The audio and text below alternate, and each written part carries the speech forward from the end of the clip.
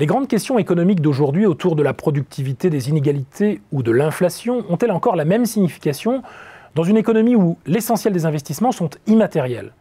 Dans l'économie matérielle, en effet, tout est simple. Il suffit de mesurer des composantes physiques comme des machines ou des usines.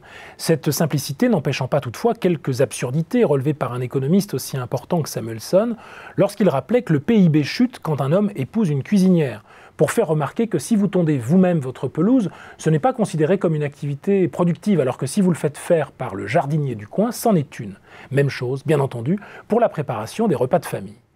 Mais dans une économie de l'immatériel constituée d'actifs intangibles comme des brevets, des marques déposées, des données, des créations artistiques ou de design, des études de marché, rien n'est plus aussi simple. Et pourtant, la chaîne de valeur constituée par ces actifs tend à devenir la principale richesse des nations les plus développées économiquement.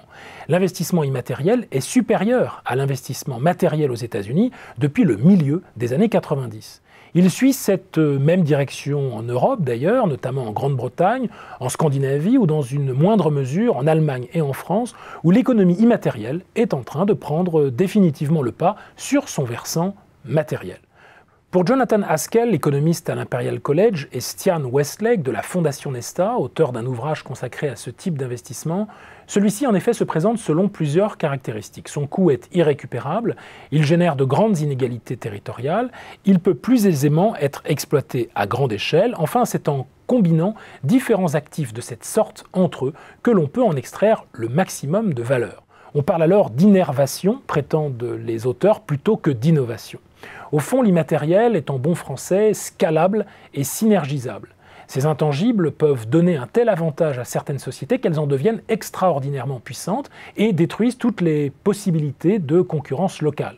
L'inégalité concernerait donc aussi les entreprises, celles qui possèdent des actifs intangibles stratégiques, grâce auxquels la conquête des marchés devient comme un jeu d'enfant, et puis les autres.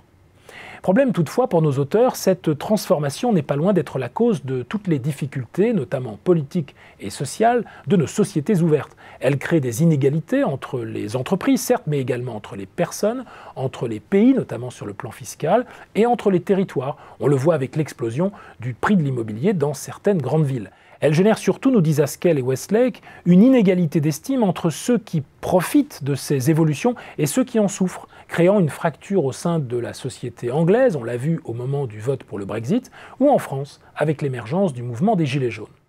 Il n'empêche que pour nos auteurs, cette mutation s'est faite trop discrètement pour que nos politiques en prennent pleinement conscience. Et pourtant, les institutions sociales et les établissements d'enseignement spécialisés devront très vite prendre en compte cette nouvelle donne en adaptant leurs normes et leur contenu académique sous peine de voir leur légitimité péricliter.